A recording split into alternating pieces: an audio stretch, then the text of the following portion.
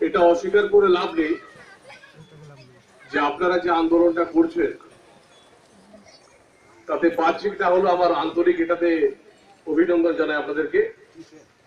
কারণ আপনারা আজকে কান্নাকাটি করে করেও সত্যি কথা বলতে বারবার করে আপনারা পাননি, এটা আমাদের কাছে লজ্জা। আজকে যে আপনাদের এই আন্দোলন, আপনারা বড় মানাচলে আন্দোলনটাই গড়ে তুললেন, এটা একটা প্রশাসনের চোখ খুলে দিয়েছে। এবং সবচেয়ে বড় কথা হচ্ছে যে একটা ফাঁকা ডাঙ্গাতে একটা অনশন যে কত জায়গায় বড় নিয়ে যেতে পারে সেটা রাস্তা আপনারা দেখিয়ে দিয়েছেন।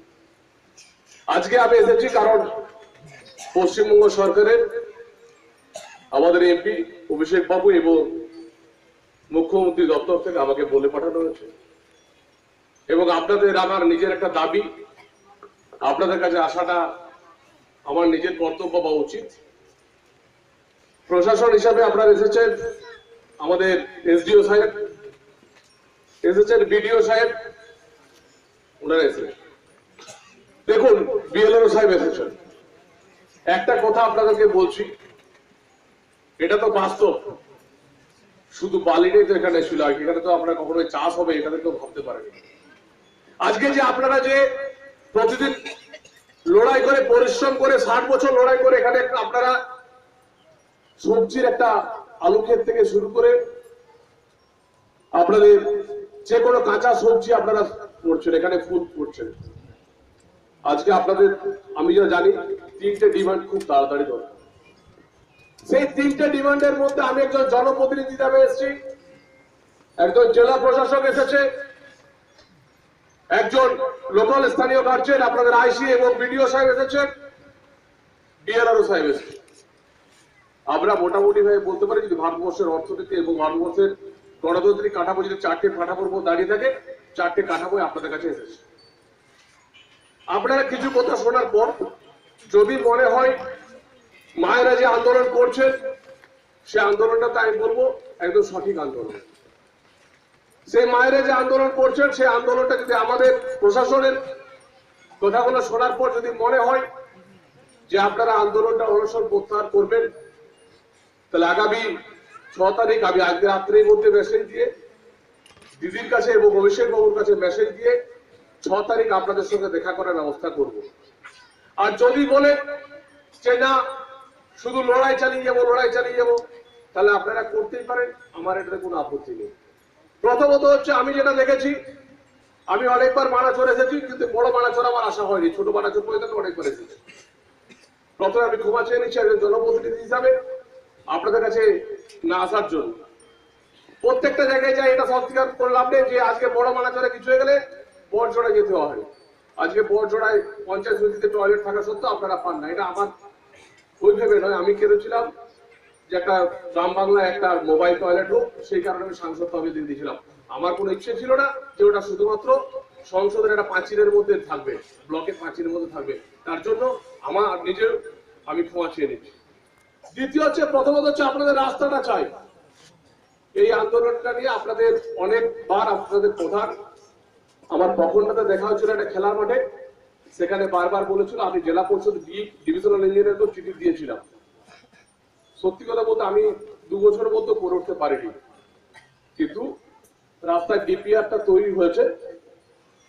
আর 6 তারিখ আপনার রাস্তাটা হচ্ছে কিনা মাননীয় মুখ্যমন্ত্রীর মাধ্যমে আপনারা জানতে পারবেন। কারণ আমি দিদির কাছে আমি নিজে একজন সাংসদ হিসাবে দিদিকে বলবো শুধু নয়, এটা করাবই, যারা ডিএম কথা দিয়েছেন এবং এসডিও সাহেব বলবেন। দ্বিতীয়ত হচ্ছে আপনাদের বালি খাদান। আমি পরিষ্কার জানি, কারণ বালি খাদানের আমি বিপক্ষে। কোনোদিন আজ পর্যন্ত কোনো বালি খাদান মালিককে বলিনি যে ভাই বালি তুলে নাও। আপনারা নিশ্চয়ই দেখে থাকবেন যেখানে বালি খাদান রয়েছে আমি তার বিরোধী, কারণ হচ্ছে লিগেল হোক আর ইলিগেল হোক।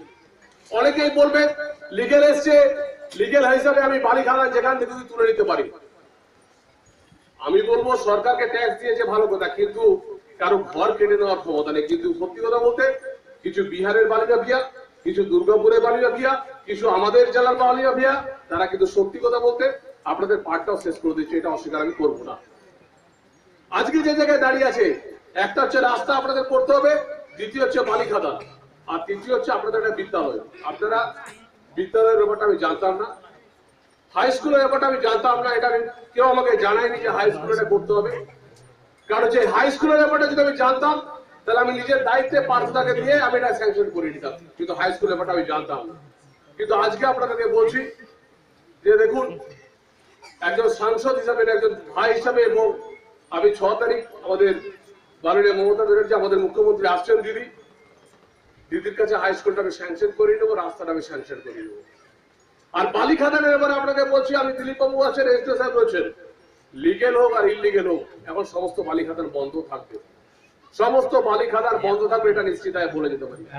আর যদি তারপরে কেউ বলেন যে আপনি এমপি হিসাবে কথা দিয়ে যাচ্ছেন, এসডিও সাহেব এসছেন কথা দিয়ে যাচ্ছেন, তার কথা মানবো না, তাহলে আপনাদেরকে আমি আগেই বললাম যে দেখুন, ভরসা করুন, আপনারা জনপ্রতিনিধি করেছেন, আপনারা প্রশাসনকে মানেন, আপনাদের বিপদ হলে আইসি সাহেবের কাছে যান, আপনাদের প্রবলেম হলে জেলা প্রশাসনের কাছে যান। তাই যখন আমরা চারটে মাথায় এসে আপনাকে বলছি যে 3টে ব্যাপারে বালি খাদান কোনো মতেই থাকবে না, তাদের লিগেল হোক আর ইলিগেল হোক, পরিষ্কার কথা। আর যদি বালি খাদান ইলিগেল বাদ দিয়ে যদি লিগেল ভাবে চলে, তা আপনাদের 16 আনা কমিটির সাথে বসা হবে, এটাকে আমি বলে দিয়ে যেতে পারি। 16 আনা কমিটির সাথে বসে দরকার 16 আনা কমিটি একটা অংশ নেবে বালি খাদানের। আমি খুব পরিষ্কার কথা পরিষ্কার করে বলতে চাই, কারণ আমি জানি অনেকেই বলবে এই কথাটা আপনি বলছেন কি করে। হ্যাঁ বন্ধু, কারণ গ্রামের অনেক মানুষ আছে যারা হরি মন্দির করবে, বা একটা মনসা মন্দির করবে, বা একটা কৃষ্ণ মন্দির করবে, বা একটা কোনো কাজ করবে, কিন্তু সত্যি কথা বলতে বালি খাদান থেকে বালি তুলতে হলে পয়সা লাগছে, এটা সরকারের নিয়ম। কিন্তু আপনারা যারা বালি খাদান পাবে তারা 16 আনা কমিটি আপনাদের বড় মানাচলের সমস্ত 10, 12 জন, 15 জন, 20 জন আপনাদের কমিটির সাথে বসে লিগেল ভাবে যদি কোনো বালি কমিটি থাকে আপনারা দেখিয়ে দেবেন, ইরিগেশন থেকে এসে আপনারা সেইভাবে ওরা বালি কাটবে। আর যদি আপনারা মনে করেন আজকেও যে দেখুন অনশনটা টানবেন, আমি বলবো তো অনশন নিশ্চয় আপনাদের আন্দোলনের টানে আমাকে দিল্লি থেকে পাঠিয়েছে, বারবার করে বলেছে কোথায় আছি, না দিল্লিতে যে কালকে রাত্রে এসেছি, সোজা আপনাদের কাছে এসেছি, আবার 6টা 50 ট্রেন ধরবো, কালকে অধিবেশন আছে। কিন্তু এটা তো অস্বীকার করে লাভ নেই, আপনাদের জন্যই তো আমরা তাদের একদিন কোথায় বড় কাজ করলাম তা নয়, কিন্তু আপনাদেরকে বলছি হাত জোড় করে করজোড় করে অনুরোধ করছি, যারা বয়স্ক আছে তাদেরকে প্রণাম করে বলছি, আন্দোলনটা করেছেন, আন্দোলনের সফলতা আছে। একটা আন্দোলন যদি আপনারা বলেন রাজ্য থেকে লোক আসতে হবে, তাহলে সাংসদ হিসাবে আমাকে কখনোই দরকার পড়বে না। আমার প্রতি 6 তারিখ পর্যন্ত ভরসা রাখুন, 11-12 তারিখ অভিষেক ব্যানার্জি আসছে, সেই তারিখ পর্যন্ত ভরসা রাখুন। যদি ভরসা আমার প্রতি না থাকে, বিডিও সাহেবদের প্রতি না থাকে, বা আপনাদের এসডিও সাহেব ডিএম এর প্রতি না থাকে, তাহলে দেখুন আপনারা যদি বলেন যে রাজ্য থেকে লোক আসতে হবে, তাহলে আমরা তো ভুয়ো হয়ে যাব। একটু তো ভরসা রাখুন। আপনাদেরকে বলবো যে আমার মায়েরা বোনেরা আছেন, রাজ্য থেকে আমাকে পাঠিয়েছে, তারপরেও যদি বলেন আপনারা আলোচনা করুন, আমি এখানে 1 ঘন্টা থাকছি, যদি আলোচনা করুন সব জায়গাগুলো ঘুরে দেখবো। তারপরে যদি বলেন না বাঁকুড়ার এমপি কেও দরকার নেই, বাঁকুড়ার ডিএম কেও দরকার নেই, বাঁকুড়ার বিডিও কেও দরকার নেই, বরজোড়ার বিডিও কেও দরকার নেই, দেখুন তাহলে আপনারা আপনাদের মতো করে ভাববেন। কিন্তু আপনাদেরকে আবার বলছি একটু ভরসা রাখুন, আন্দোলনটা একদিনে শেষ হয় না, আন্দোলনটা আবার করা যায়। একদিন আপনারা 4 দিন করছেন মানে আর পরবর্তীকালে করতে পারবেন না তা কিন্তু নয়, আপনারা আবার আন্দোলন করতে পারবেন, কিন্তু কোনো মতেই অস্থিরতা একটা শুরু করবেন না, একটু ভরসা করুন।